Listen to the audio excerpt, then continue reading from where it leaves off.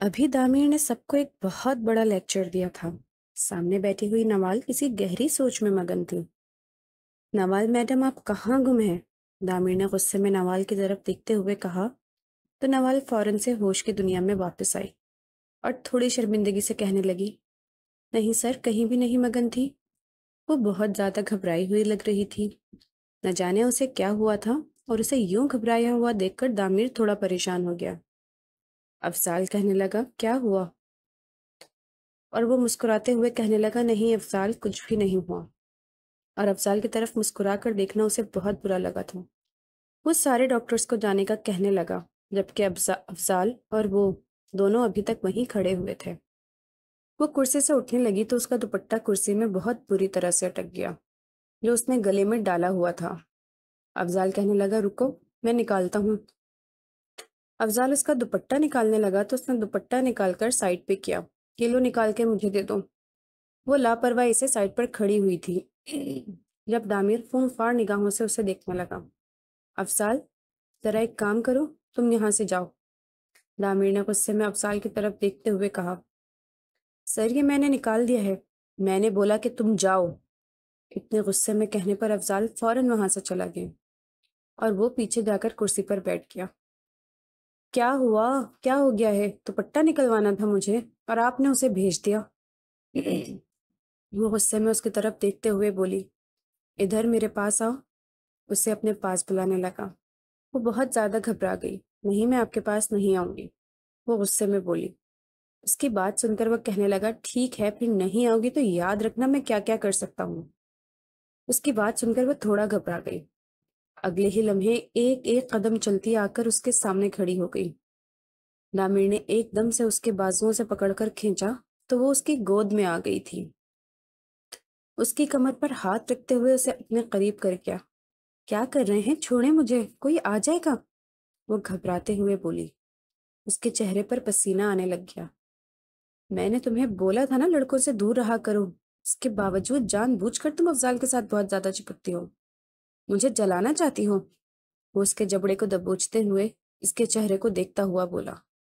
वो उठने लगी जब दामिर ने मजीद शिद्दत से उसकी कमर को दबोचा। अगर यहाँ से हिलने की कोशिश की तो एक बात याद रखना, मैंने तुम्हारी जान निकाल लेनी है। वो एक एक लफ्ज को चबाते हुए बोला तो उसकी बात सुनकर वो सहम गई। अगले ही लम्हे इसके जबड़े को दबोचता हुआ उसके लबों के ऊपर झुक गया और उसके होठों को अपने दस्तरस में ले लिया। इस लम्हे वो एकदम से उसे पीछे धक्का देती हुई उठी। उसके चेहरे पर पसीना आ गया। वो दामिर से कभी ऐसी हरकत की उम्मीद नहीं कर सकती थी। वो बहुत ज्यादा घबराई। डॉक्टर जैसे ही वो बाहर आई, डॉक्टर मिशाल कहने लगी, क्या हो गया है? आप प्लीज जाकर अपने पेशेंट को देखें। वो इस बात में सर हिलाती हुई जल्दी से वार्ड की तरफ चली गई। चेहरे पर बहुत ज्यादा पसीना आ रहा था और अभी तक अपने होठों पर उस शख्स के लम्स को महसूस कर रही थी। उसे कुछ समझ नहीं आ रहा था कि उस शख्स ने ऐसा क्यों किया। उसका दिल बहुत बुरी तरह से धड़क रहा था। रात उनकी काफी देर से ड्यूटी खत्म हुई और उसे मजबूरन दामिर के साथ ही वापस जाना पड़ा। वो आकर गाड़ी में बैठी तो दामिर उसके हाथ को पकड़ने लगा। खबरदार दामिर, जो आपने मुझे छूने की कोशिश की। इसकी बात सुनकर दामिर मुस्कुराया। अपनी मनकुहा को छूना तो पड़ेगा ही ना। ये कहते हुए उसके हाथ को अपने हाथों की गिरफ्त में ले लिया। आपको पता है, मैं ये रिश्ता खत्म करने वाली हूँ। मैं इस रिश्ते को कभी आगे बढ़ने नहीं दूंगी। वो तो मेरी जान, वक्त आने पर पता चलेगा कि तुम आगे बढ़ने दोगी या नहीं। ये कहते हुए वो आंख का कोहना दबाता हुआ ड्राइविंग करने लगा। वो फौरन से अपना हाथ पीछे खींच गई। अचानक उसने गाड़ी रोक दी। बहुत ही सुनसान जगह थी और इस जगह से हमेशा ही नवाल को अच्छा खासा खौफ महसूस होता था। ये आपने यहाँ पर गाड़ी क्यों रोकी है? वो घबराते हुए बोली। तुम्हें जंगली जानवरों के हवाले करना है। ये कहते हुए आकर उसने दूसरी तरफ से गाड़ी का दरवाजा खोला और उसे निकलने का इशारा करने लगा। ठंड बाहर बहुत ज्यादा हो रही थी। आकर गाड़ी का दरवाजा खोला और उसे बाहर निकाला। मुझे बहुत ज्यादा ठंड लग रही है, अभी तुम्हारी ठंड का इलाज करता हूँ। उसकी कमर पर हाथ रखते हुए उसे खींचा। क्यों मुझसे इतनी ज्यादा चिढ़ खाती हो? बताओ मुझे, मैं तुमसे बहुत मोहब्बत करता हूँ। और अगले ही लम्हे वो उसके बालों में अपनी उंगलियां फंसाता उसके पर झुक गया। उसने आंखें बंद की हुई थी اور اس کی سانسوں کو اپنی سانسوں میں مکس کیے جا رہا تھا۔ اس کی دھڑکنیں بہت تیز ہو گئیں، مقابل کو خود سے دور کرنے کی کوشش کرنے لگی۔ وہ اس کے سینے پر ہاتھ رکھی، جیسے ہی وہ اس سے الگ ہوا وہ گہرے گہرے سانس لیتے ہوئے کہنے لگی، آج کے بعد آپ نے میرے پاس آنے کی کوشش کی تو مجھ سے برا کوئی نہیں ہوگا۔ وہ پھر سے ہمیشہ کی طرح محض اسے دھمکی ہی دے سکی تھی۔ واپس گھر آنے تک وہ کافی زیادہ پریشان ہو گئی، سیدھا اپنے کمرے میں چلی گئی۔ کمرے میں آتے ہی وہ بہت زیادہ پریشان ہو گئی۔ وہ دامیر کی زندگی میں کسی قیمت پر شامل نہیں ہونا چاہتی تھی۔ اسے دامیر سے بہت زیادہ نفرت تھی۔ وہ تو دامیر کو دیکھنا بھی پسند نہیں کرتی تھی۔ کچھ سال پہلے اس کے بابا کا انتقال ہوا تو مرتے ہوئے انہوں نے اپنی بیٹی کا نکاح دامیر سے کروا دیا تھا۔ دامیر ہمیشہ سے اس سے بہت زیادہ محبت کرتا تھا، بہت ٹوٹ کر چاہتا تھا، مگر وہ دامیر کی زندگی میں شامل ہی نہیں ہونا چاہتی تھی۔ اگلی صبح ناشتے کی ٹیبل پر بیٹھی ہوئی تھی جب کامران صاحب کہنے لگے، بیٹا کیا ہوا ہے، اتنی زیادہ پریشان کیوں ہو؟ اس کی بات سن کر اس نے نگاہیں اٹھا کر اپنے تایا کی طرف دیکھا۔ نہیں تایا جان، کچھ بھی نہیں ہوا، وہ زبردستی چہرے پر مسکراہٹ سجاتے ہوئے بولی اور بار بار دامیر کو گھور کر دیکھ رہی تھی۔ دامیر مسکراتے ہوئے کہنے لگا، پوچھ لیں اس سے، شاید میرے خلاف اس نے کوئی آپ کو شکایت لگانی ہو۔ نوال نے گھور کر اسے دیکھا اور کامران صاحب کہنے لگے، بیٹا مت تنگ کیا کرو۔ اور نوال بیٹا، آپ کی جاب کیسی جا رہی ہے؟ بابا جان سارا دن وہاں ہاسپٹل میں بیٹھی رہتی ہے، کام شام تو یہ کرتی نہیں، وہاں پر مریض بیچارے مرتے رہ جاتے ہیں مگر یہ موبائل میں گم ہوتی ہے۔ دامیر کی بات سن کر اس کی آنکھیں پھیلی۔ تایا جان یہ جھوٹ بول رہا ہے، اپنے حصے کا کام یہ مجھ سے کرواتا ہے، کہتا ہے یہ میرا پیشنٹ ہے، اسے بھی دیکھ لو اسے بھی دیکھ لو، سارا دن ایک لمحے کے لیے بھی مجھے بیٹھنے نہیں دیتا۔ ایک دفعہ پھر سے دونوں کی لڑائی شروع ہو گئی۔ کامران صاحب نے نرمی سے دونوں کو خاموش کروایا۔ اسفا بیگم کہنے لگی، بیٹا کیا ہر وقت تم دونوں بچوں کی طرح جھگڑنے لگ جاتے ہو، کبھی تو خاموش ہو جایا کرو۔ اسفا کی بات سن کر وہ کہنے لگی، آپ کو پتا ہے تائی جان، ہمیشہ میرے ساتھ یہ یہی لڑتے جھگڑتا ہے، میں جا رہی ہوں، آج مجھے اس کے ساتھ بھی نہیں جانا، میں ڈرائیور کے ساتھ جاؤں گی۔ چلو ٹھیک ہے بیٹا۔ نہیں تم میرے ساتھ ہی جاؤ گی۔ وہ اپنا ناشتہ ادھورا چھوڑتا ہوا اٹھ کھڑا ہوا اور آ کر گاڑی میں بیٹھ گئی۔ بہت ہی ڈھیٹ قسم کے انسان ہو، اتنی تمہاری بے عزتی کرتی ہوں، اس کے باوجود بھی تمہیں شادی کرنی ہے تو صرف میرے ساتھ ہی، وہ غصے میں بولی۔ اس کی بات سن کر وہ نرمی سے مسکرایا، ہاں کیوں نہیں، مجھے صرف تمہارے ساتھ ہی شادی کرنی ہے۔ یہ کہتے ہوئے اس کے ہاتھ کو اپنے ہاتھوں کی گرفت میں لیا۔ چھوڑو مجھے، ہاتھ لگانے کی کوشش بھی مت کرنا، وہ غصے میں بولی تو اس کی بات سن کر وہ مسکرا دیا۔ اگلے ہی لمحے وہ دونوں ہاسپٹل پہنچ چکے تھے۔ ہاسپٹل آنے کے بعد سے اسے سینئرز کی کال آئی جس میں بتایا جتنے نئے ڈاکٹرز ٹریننگ کے لیے ہیں انہیں کچھ کلاسز کے سلسلے میں دوسرے شہر جانا ہوگا۔ یہ سن کر اس نے سب کو بتایا، جبکہ نوال کہنے لگی، مجھے نہیں جانا۔ یہ سن کر اس کی پیشانی پر بل نمودار ہوئے۔ وہ غصے میں پوچھنے لگا، کیوں؟ آپ نے کیوں نہیں جانا؟ وہ کہنے لگی، جہاں آپ اکیلے جائیں گے آپ کے ساتھ اکیلے میں بالکل بھی نہیں جاؤں گی۔ اس کی بات سن کر دامیر ہنس پڑا تھا۔ چلو ٹھیک ہے، وہ تو وقت آنے پر پتہ چلے گا تم میرے ساتھ جاتی ہو یا نہیں۔ واپس آ کر اس نے جب کامران صاحب کو بتایا کہ اسٹوڈنٹس کو کچھ کلاسز کے سلسلے میں جانا ہے جن کے ساتھ اسے بھی جانا ہوگا مگر وہ جانے سے انکار کر رہی ہے، کامران صاحب کہنے لگے، دیکھو بیٹا ایسے فضول قسم کی باتیں مت کرو، آپ کو پتا ہے نا آپ نے ڈاکٹر بننے کے لیے کتنی زیادہ محنت کی، کتنا ٹف ٹائم دیکھا ہے، تو جہاں آپ کو کچھ اچھا آپ کے فائدے کے لیے ہو وہاں آپ کو جانا چاہیے۔ کامران صاحب کے سمجھانے پر وہ مان گئی تھی۔ آدھی رات کو وہ اپنی پیکنگ کر رہی تھی جب دامیر کمرے میں داخل ہوا۔ اسے دیکھتے ہی وہ پھر سے بھپری شیرنی بھر گئی اور اس کے اوپر جھپٹی۔ جیسے ہی وہ اس کے پاس آیا وہ اس کے سینے پر مکے مارنے لگی، اس کے دونوں بازوؤں کو پکڑ کر اسے کھینچ کر اپنے سینے سے لگا گیا اور اس کی کمر پر ہاتھ رکھتا ہوا کہنے لگا، کیا ہو گیا ہے، کیوں اتنا زیادہ اچھل رہی ہو، سب کچھ ٹھیک تو ہے نا؟ وہ ایک آنکھ بند کرتا ہوا بولا۔ اس کی بات سن کر وہ اسے پیچھے دھکا دے گئی۔ مجھے جانا نہیں تھا، مجھے پتا ہے میں تمہاری نیت سے اچھی طرح واقف ہوں، اگر تم نے میرے ساتھ کوئی الٹی سیدھی حرکت کرنے کی کوشش بھی کی تو دامیر میں بتا رہی ہوں میں نے تمہاری جان نکال لینی ہے۔ اس کی بات سن کر دامیر نے اس کے ہاتھ کو پکڑ کر کھینچا تو وہ سیدھا اس کے سینے سے آ لگی اور اب وہ دور جانے کی کوشش کر رہی تھی، مگر دامیر نے اس کی کمر پر ہاتھ رکھتے ہوئے اسے بالکل اپنے ساتھ لگا لیا۔ کیا خیال ہے، ابھی تمہیں اپنی اصلیت دکھاؤں؟ اس کی بات سن کر وہ نفی میں سر ہلانے لگی۔ مجھے تمہاری اصلیت بالکل بھی نہیں دیکھنی، بہت جلد میں اس رشتے کو ختم کر دوں گی۔ اس کی بات سن کر وہ مسکرایا۔ چلو ٹھیک ہے، میں انتظار کروں گا کہ کب وہ لمحہ آئے جب تم اس رشتے کو ختم کرو گی۔ وہ مسکراتے ہوئے بولا تو اس کی بات سن کر اسے پیچھے دھکا دے گئی۔ چلو ٹھیک ہے، میں جاتا ہوں، یہ کہتے ہوئے وہ جانے کے لیے مڑا تو وہ بھی ریلیکس ہو گئی، مگر اگلے ہی لمحے وہ مڑ کر اس کے بالوں میں اپنی انگلیاں پھنساتا ہوا اس کے چہرے کے اوپر جھک گیا۔ وہ ضبط سے اپنی آنکھیں بند کرتے ہوئے ہاتھ پاؤں مارنے لگی اور اسے خود سے دور کرنے لگی۔ جب وہ اس سے الگ ہوا تو وہ گہرے گہرے سانس لیتے ہوئے اسے خون خوار نگاہوں سے گھورنے لگی۔ آج تو تم نے یہ حرکت کی، اگر دوبارہ ایسی حرکت کرنے کی کوشش بھی کی تو جان نکال لوں گی۔ ہمیشہ کی طرح اس نے ایک ہی دھمکی دی تو وہ مسکراتا ہوا کمرے سے باہر چلا گیا۔ اس کے جاتے ہی وہ اپنے دھڑکنیں کنٹرول کرتی ہوئی جا کر صوفے پر بیٹھ گئی۔ یا اللہ، مجھے اس شخص سے بچانا، یہ تو ابھی سے میرے ساتھ ایسا کرتا ہے۔ اگر اس کے ساتھ میری رخصتی ہو گئی تو اس نے تو میری جان نکال لینی ہے، اس نے تو مجھے چین ہی نہیں لینے دینا۔ وہ بس یہی سوچے جا رہی تھی۔ سفر کافی زیادہ لمبا تھا اور انہوں نے گاڑی پر ہی جانا تھا۔ وہ سارے اسٹوڈنٹس کو دیکھنے لگا جو کہ اب ڈاکٹر تو بن چکے تھے، مگر بس ان کی تھوڑی سی ٹریننگ باقی تھی۔ وہ مسکراتے ہوئے سب کے ساتھ باتوں میں لگا ہوا تھا جب ڈاکٹر عالیہ اس کے قریب آ گئیں اور کہنے لگیں، ویسے سر آپ کو پتہ ہے آپ بہت اچھے ہیں، اگر آپ کی شادی نہ ہوئی ہوتی نا تو میں ضرور آپ کے ساتھ شادی کر لیتی۔ عالیہ کی بات سن کر نوال جو موبائل میں لگی ہوئی تھی ایک دم سے نگاہیں اٹھا کر خونخوار نگاہوں سے اس کی طرف دیکھنے لگی۔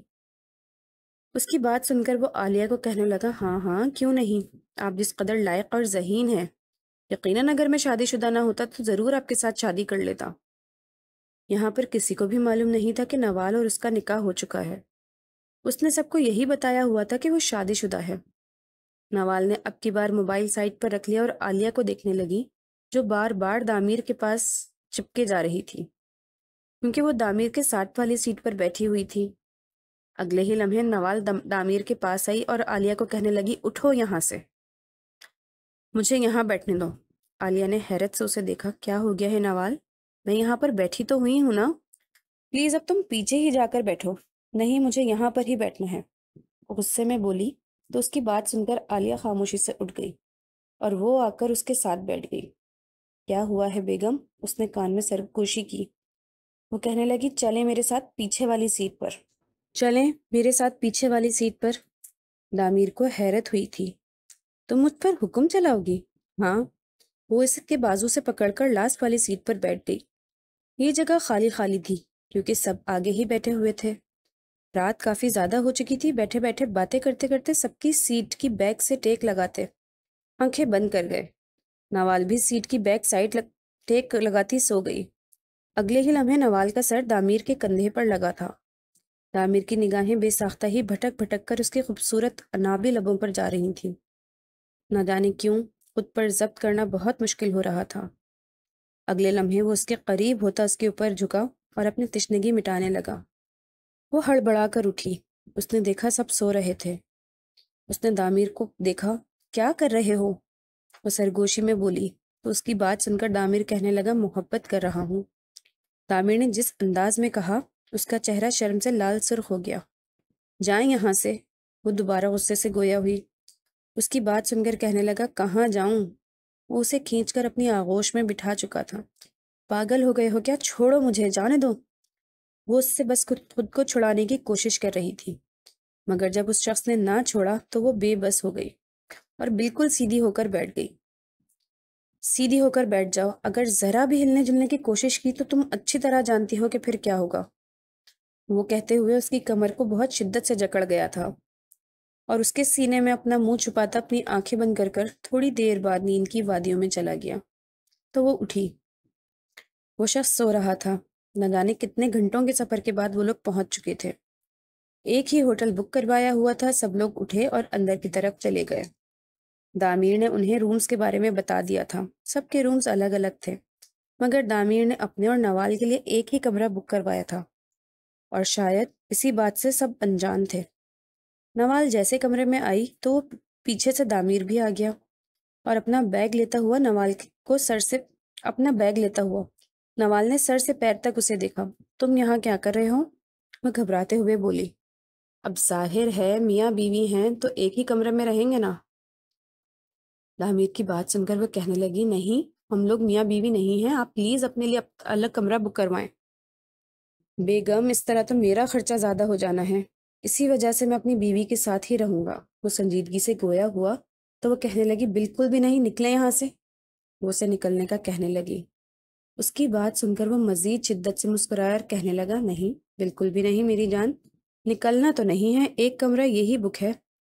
وہ کیا ہے کہ تم چاہتی ہو کہ میں نیچے جا کر لان میں سوؤں یا باہر سڑک پر جا کر سوؤں؟ تم مجھے یہاں پر سونے نہیں دو گی کیا؟ اس کی بات سن کر نوال کا جی چاہ رہا تھا وہ بیٹھ کر رونے لگ جائے۔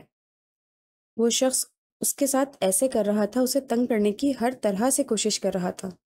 اس نے غصے میں اسے دیکھا۔ چلو شاباش، نکلو یہاں سے۔ وہ دوبارہ سے وہاں جانے کا کہنے لگی، مگر وہ ایک ایک قدم بڑھاتا ہوا اس کی طرف آیا۔ میں تو ہنی مون منانے کے لیے تمہیں یہاں پر لے کر آیا ہوں، تمہیں یہاں پہ لانے کے لیے تو بس بہانہ تھا، تمہیں تو ہر چیز سکھانے کے لیے میں تیار ہوں۔ وہ مسکراتے ہوئے جیسے جیسے اس کی طرف بڑھ رہا تھا، اس کا دل سوکھے پتے کی طرح لرزنے لگا۔ مجھے سیکھنے کی کوئی ضرورت نہیں ہے، وہ ڈرتے ہوئے بولی، مگر وہ ایک دم سے اس کے قریب آیا اور اس کے گلے سے دوپٹہ نکالنے لگ گیا۔ کیا کر رہے ہو؟ اپنا حق لینے کی کوشش کر رہا ہوں، وہ اس کے کان میں بولتا ہوا اس کی کان کی لو کو اپنے دانتوں تلے دبا گیا۔ اس کی ایک بے ساختہ سسکی نکلی۔ وہ اس کے ہاتھوں کی انگلیوں کو اپنی انگلیوں میں پیوست کرتا اس کے چہرے کے بہت قریب ہو گیا۔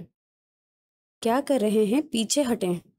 اس کے سینے پر ہاتھ رکھتے ہوئے وہ اسے خود سے دور کرنے کی کوشش کرنے لگی، مگر وہ بالکل اس کے قریب آ گیا۔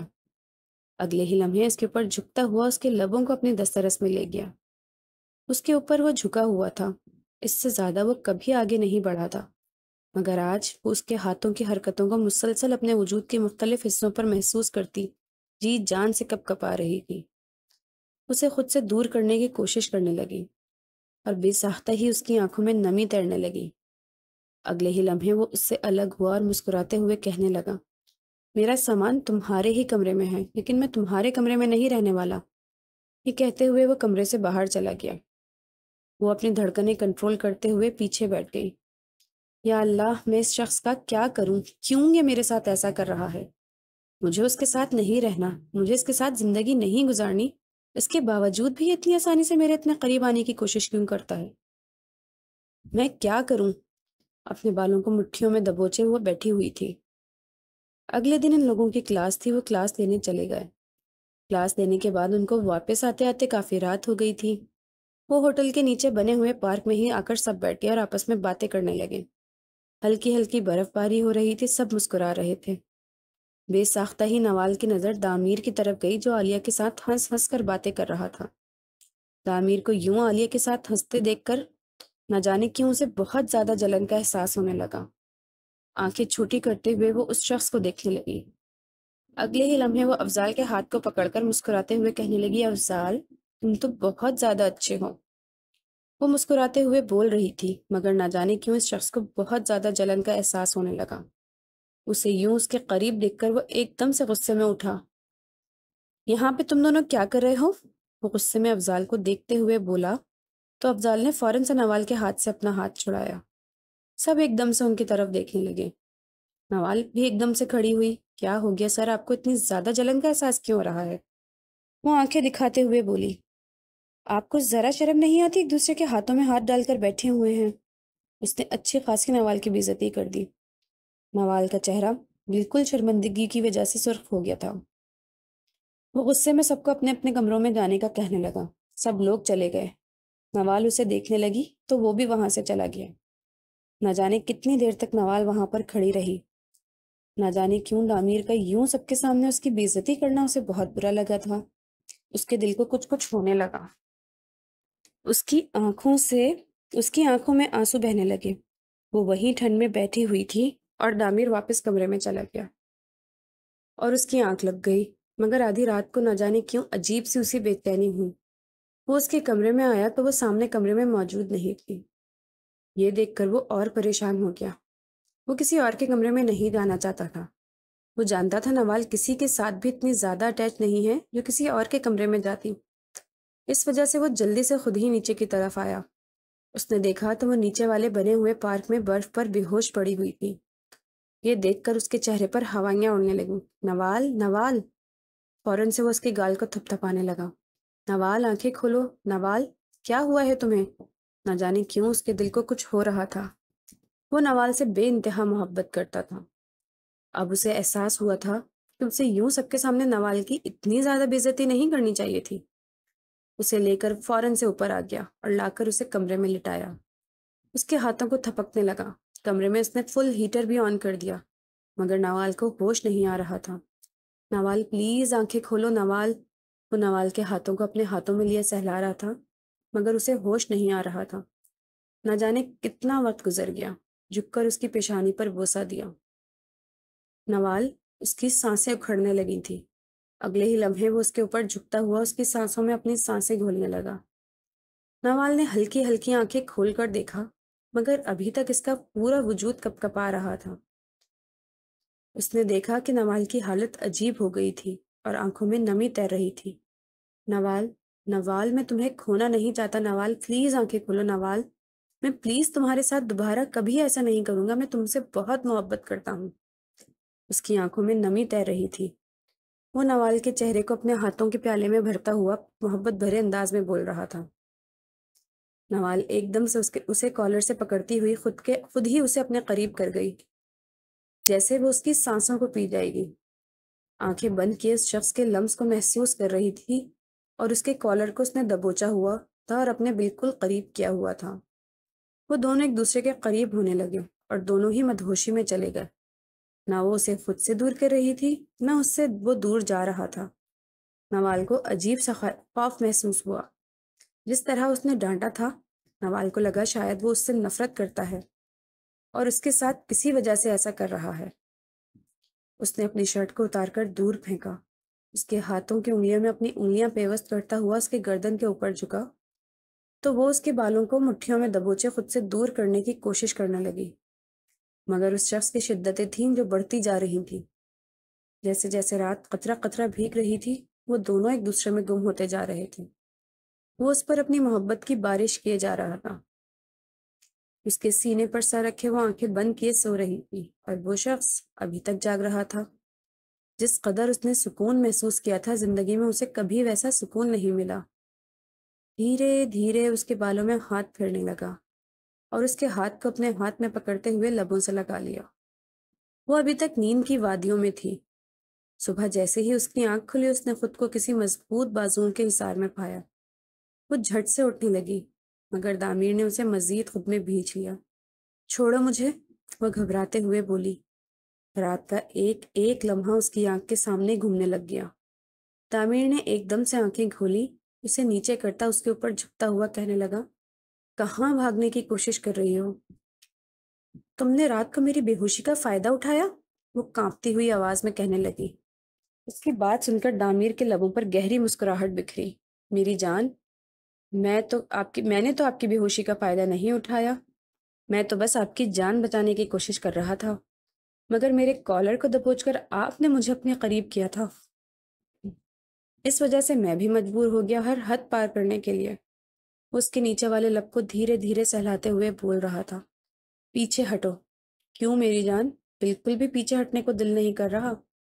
باہر ٹھنڈ بہت زیادہ ہو رہی ہے اور میرے اندر آگ لگی ہوئی ہے۔ وہ اس کی آنکھوں میں دیکھتے ہوئے بولا تو اس کا دل بہت شدت سے دھڑکنے لگا۔ کیا فضول باتیں کر رہے ہو؟ مگر وہ ایک دفعہ پھر سے اس کے لبوں کے اوپر جھک گیا۔ وہ اس کے بالوں کو پکڑے خود سے دور کرنے کی کوشش کرنے لگی اور اس کی کمر پر ناخن مارنے لگی، مگر وہ اس پر اپنی شدتیں لٹائے جا رہا تھا۔ ایک دفعہ پھر سے وہ اس پر تمام طرح جتا گیا۔ میں تمہارے بارے میں جا کر تایا جان کو بتاؤں گی۔ کیا بتاؤ گی تم؟ کہ تم کالر سے پکڑ کر اپنے شوہر کو قریب کر لیا تھا اور اس کے تمام تر جذبات کو بھڑکا گئی تھی، اور پھر اس نے اپنے تمام حقوق وصول کر لیا۔ وہ اسے تھوڑی سے پکڑ کر بولا۔ اس کی بات سن کر وہ کہنے لگی، پیچھے ہٹو۔ اس کے سینے پر ہاتھ رکھتے ہوئے اس نے پیچھے کیا، مگر وہ اس کو دیکھنے لگا۔ اور اگلے ہی لمحے اسے اپنے حصار میں لے گیا۔ نوال بھی اپنا سر اس کے سینے پر ٹکا گئی۔ میں ایسے اپنی زندگی کی شروعات نہیں کرنا چاہتی تھی۔ میں چاہتی تھی میں دلہن بن کر تمہارے کمرے میں آؤں، پورا کمرہ خوبصورتی سے سجا ہو، تب تم مجھ پر ایسے حق جتاؤ۔ اس کی باتیں سن کر اس شخص کو حیرت ہوئی تھی۔ لیکن تم تو کہتی تھی تمہیں مجھ سے نفرت ہے، تم میری زندگی میں شامل نہیں ہونا چاہتی۔ اس کی بات سن کر وہ کہنے لگی، ہاں، اس وجہ سے کہتی تھی کیونکہ مجھے ڈر لگتا تھا کہ شاید تم مجھ سے محبت نہیں کرتے، اسی وجہ سے میں اپنی محبت کو نفرت میں چھپانے کی کوشش کرتی تھی۔ مجھے لگتا تھا تمہارے پیچھے اتنی زیادہ لڑکیاں گھومتی ہیں، اور میں اتنی زیادہ حسین بھی نہیں، مگر شاید ان میں سے اور تم شاید ان میں سے کسی سے محبت کرتے ہو، تم مجھ سے شادی نہیں کرو گے۔ تم نے تایا کے کہنے پر زبردستی میرے ساتھ نکاح کیا تھا۔ اس کی بات سن کر وہ کہنے لگا، پاگل، ایسی باتیں کیوں کر رہی ہو؟ تم جب سے میرے نکاح میں آئی ہو تب سے میں نے تمہارے علاوہ کسی اور کے بارے میں سوچا تک نہیں۔ میں تم سے بہت زیادہ محبت کرنے لگا ہوں۔ وہ دونوں جو ہر وقت ہی جھگڑتے تھے، ایک دوسرے سے لڑتے تھے، مگر آج پہلی دفعہ ایک دوسرے کی باہوں کے حصار میں کھوئے ہوئے ایک دوسرے سے اپنی محبت کا اظہار کر رہے تھے۔ باقی کے لمحات جو انہوں نے ایک ساتھ گزارے تھے وہ بہت حسین تھے۔ واپسی پر وہ گاڑی میں اس کے کندھے پر سر رکھ کر سو رہی تھی، مگر نہ جانے کیوں اس کا دل بہت زیادہ گھبرا رہا تھا۔ وہ بالکل اس کے ساتھ چپک کر بیٹھی ہوئی تھی۔ اچانک اس نے اپنی آنکھیں کھولیں اور اسے دیکھنے لگی۔ مجھے نا بہت زیادہ ڈر لگ رہا ہے۔ اس کے ہاتھ کو اپنی ہاتھ کی گرفت میں لیتے ہوئے وہ بولی تھی۔ کیوں ڈر لگ رہا ہے؟ وہ آہستگی سے اس کی گال کو چلاتے ہوئے بولا۔ پتہ نہیں کیوں، لیکن ایسا لگ رہا ہے جیسے بہت کچھ غلط ہونے والا ہے۔ اس کی بات سن کر وہ کہنے لگا، نوال، تم بس فضول سوچ رہی ہو، کچھ نہیں ہوتا، بس ریلیکس ہو کے بیٹھو۔ وہ دھیرے دھیرے اس کے گال کو سلاتے ہوئے بولا تو وہ اس کے سینے میں اپنا منہ چھپا گئی، بالکل آ کر اس کی آغوش میں بیٹھ کر۔ اچھا ٹھیک ہے، بیٹھو، میں تھوڑی دیر میں آتا ہوں۔ کہاں جا رہے ہو؟ بس آگے والی سیٹ پر جا رہا ہوں، مجھے ڈرائیور سے کچھ بات کرنی ہے۔ نہیں نا، پلیز تم یہاں پر ہی بیٹھو، بعد میں بات کر لینا۔ دیکھو، مجھے ڈرائیور سے تھوڑی بات کرنی ہے، ہم جہاں بھی گئے ہیں اسی گاڑی پر گئے ہیں، تو اب میں نہیں جانتا کہ دوبارہ میرے پاس ٹائم ہو یا نہ ہو، مجھے رینٹ وغیرہ کے بارے میں بات کرنی ہے، پلیز۔ وہ نرمی سے بولا اور آگے کی طرف چلا گیا۔ وہ موبائل نکالتی ہینڈ فری لگا کر بیٹھ گئی، آنکھیں بند کی ہوئی تھیں۔ وہ آ کے ڈرائیور سے بات کر رہا تھا۔ وہ دونوں گفتگو میں مگن تھے جب سامنے بہت تیزی سے ٹرک آ رہا تھا اور اگلے ہی لمحے ایک ایکسیڈنٹ ہوا۔ اس کے بعد صرف اپنے ارد گرد ایمبولینس کی آوازیں ہی سنائی دیتی رہیں۔ نوال کی پیشانی سے خون بہہ رہا تھا۔ بمشکل اس نے اپنی آنکھیں کھولیں اور دیکھنے کی کوشش کرنے لگی۔ اسے بس اتنا یاد تھا کہ اسے اسٹریچر پر ڈالا گیا تھا۔ اس کے بعد اسے کوئی ہوش نہ رہا۔ نہ جانے کتنے دنوں کے بعد جب اسے ہوش آیا تو وہ اسٹریچر پر پڑی ہوئی تھی۔ اس کے وجود پر بہت زیادہ زخم تھے۔ پاس ہی اس کی تائی جان بیٹھی ہوئی تھی۔ اپنی تائی کو دیکھتے ہی اس نے بمشکل اپنی آنکھیں کھولیں۔ دامیر کہاں ہے؟ وہ دامیر کے بارے میں پوچھ رہی تھی، مگر وہ خاموش بیٹھی رہیں۔ اسے ہوش آتا تو وہ دامیر کے بارے میں ہی سوال کرتی۔ دامیر، میرا دامیر کہاں ہے؟ کامران صاحب اور اس کی تائی جان دونوں بہت زیادہ پریشان تھے۔ نہ جانے کتنے دنوں کے بعد اسے اس حد تک ہوش آیا تو وہ کہنے لگی، دامیر کہاں ہے؟ ان لوگوں کے چہرے پر مایوسی چھائی ہوئی تھی۔ میں نے پوچھا، دامیر کہاں ہے؟ وہ روتے ہوئے تایا جان سے کہنے لگی، بیٹا ڈاکٹر اس کے بارے میں ابھی کچھ بھی نہیں بتا رہے، اسے بہت زیادہ چوٹیں لگی ہیں کیونکہ وہ بالکل آگے تھا، فرنٹ سیٹ پر، آپ لوگ تو پیچھے تھے۔ کچھ لوگ ہیں جن کی جان نہیں بچ سکی، صرف 5-6 ایسے لوگ ہیں جن کی جان بچی ہے، جن میں تم ہو، دامیر ہے اور 2-3 اور ڈاکٹرز ہیں۔ یہ سن کر وہ بہت شدت سے رونے لگی۔ بیٹا، پریشان ہونے کی ضرورت نہیں ہے، ریلیکس ہو جاؤ۔ اسے اتنی زیادہ چوٹیں نہیں لگی تھیں، لیکن دامیر تو آ گیا تھا۔ اسے سوچ سوچ کر ہی ہول اٹھے۔ نہ جانے دامیر کی کیا حالت ہوگی۔ وقت گزرنے لگا، وہ کافی حد تک ٹھیک ہو گئی۔ آج اسے دامیر سے ملنے کی اجازت تھی، ورنہ دامیر اس سے صرف اس کے بابا یا ماما بھی ایک آدھ دفعہ ہی ملے تھے۔ وہ اندر داخل ہوئی تو اس کا پورا وجود مشینوں میں جکڑا ہوا تھا۔ نوال کی آنکھوں سے دھڑا دھڑ آنسو بہنے لگے۔ ڈاکٹر یہی کہتے تھے کہ اس کی جان بچانا مشکل ہے، ایسے کیسز میں بہت کم لوگ ہوتے ہیں جن کی جان بچ پاتی ہے۔ وہ جھک کر دامیر کی پیشانی پر بوسہ دیتے ہوئے کہنے لگی، دامیر، خدا کے لیے مجھے چھوڑ کر مت جانا۔ تمہیں پتہ ہے نا میں تمہارے بغیر نہیں رہ سکتی، میں تم سے کتنی زیادہ محبت کرتی ہوں۔ اگر تم مجھے چھوڑ کر جاؤ گے تو میں مر جاؤں گی اور میں زندہ نہیں رہ پاؤں گی۔ وہ اس کے سینے پر سر ٹکاتے ہوئے بہت شدت سے رو رہی تھی۔ جب دامیر نے گہری سانس لی، اسے ہوش آنے لگا تھا۔ اس نے ہاتھ ہلایا تو وہ جلدی سے ڈاکٹر کو بلانے لگی۔ ڈاکٹر نے اسے باہر نکال دیا۔ وقت تیزی سے گزرنے لگا۔ 1 مہینہ ہو چکا تھا۔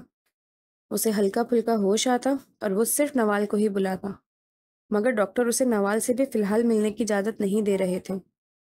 وہ کافی حد تک ریکور کرنے لگا تھا۔ ڈاکٹر کہنے لگے آج انہیں کافی زیادہ ہوش ہے، وہ بات وغیرہ کر سکتے ہیں، اپنوں کو پہچان سکتے ہیں، اب آپ لوگ مل سکتے ہیں۔ باری باری اس کے ماما بابا اس کے بعد نوال کمرے میں داخل ہوئے تو وہ نوال کو دیکھ کر دھیرے سے مسکرایا۔ نوال کی حالت بتا رہی تھی کہ وہ کتنی زیادہ تکلیف سے گزر رہی ہے۔ اسے بھی چوٹیں لگی ہوئی تھیں، کافی جگہ پر پٹیاں بندھی ہوئی تھیں، مگر وہ آ کر اس کے پاس بیٹھ گئی۔ اس کے ہاتھ کو پکڑ کر اپنے لبوں سے لگا لیا۔ پاگل ہو کیا؟ اتنی کیا حالت بنا لی؟ وہ روتے ہوئے بولی۔ تم اتنا زیادہ کیوں رو رہی ہو؟ کہتی تھی نا تمہیں مجھ سے دور جانا ہے۔ نہیں، مجھے کہیں نہیں جانا، میں دور نہیں جا سکتی، آپ سے محبت کرتی ہوں۔ وہ تو میں نے اس دن بولا تھا، میرا دل گھبرا رہا ہے، مگر تم لوگوں نے میری بات ہی نہیں سنی۔ وہ روتے ہوئے بولی۔ اچھا میری جان، رونا تو بند کرو اور میرے سینے پر سر رکھو، میں نے بہت مس کیا تمہیں، وہ مسکراتے ہوئے بولا۔ وہ اس کے سینے پر اپنا سر رکھ کے بہت شدت سے رونے لگی۔ دھیرے سے بینڈیج اور ڈرپس میں جکڑا ہوا ہاتھ اس کے پشت پر رکھا۔ رونا نہیں ہے نا؟ اس کے بالوں کا سہلانے لگا۔ اس سے الگ ہوئی تقریباً 5-6 مہینے گزر چکے تھے۔ اب وہ کافی حد تک ریکور کر گیا تھا۔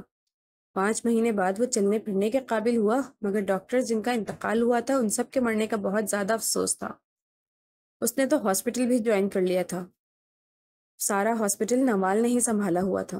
اس کے بعد گھر میں ان کی رخصتی کی تیاریاں ہونے لگیں، اور وہ لمحہ بھی آ گیا جب وہ دلہن بنے اس کے کمرے میں بیٹھی ہوئی تھی۔ کوئی پہلی دفعہ اس شخص کی قربت کو محسوس نہیں کرنا تھا، بلکہ پہلے بھی وہ کتنی دفعہ اس کے قریب آ چکا تھا، مگر آج اس کے جذبات عجیب طرح کے ہو رہے تھے۔ اس کا چہرہ بالکل شرم سے لال تھا۔ تب کمرے کا دروازہ کھلا اور سامنے وہ شخص کھڑا ہوا تھا۔ اسے دیکھتے ہی اس کے لبوں پر مسکراہٹ بکھر گئی۔ دامیر چلتا ہوا نوال کے مقابل آ کر کھڑا ہو گیا، مسکراتے ہوئے اسے دیکھنے لگا۔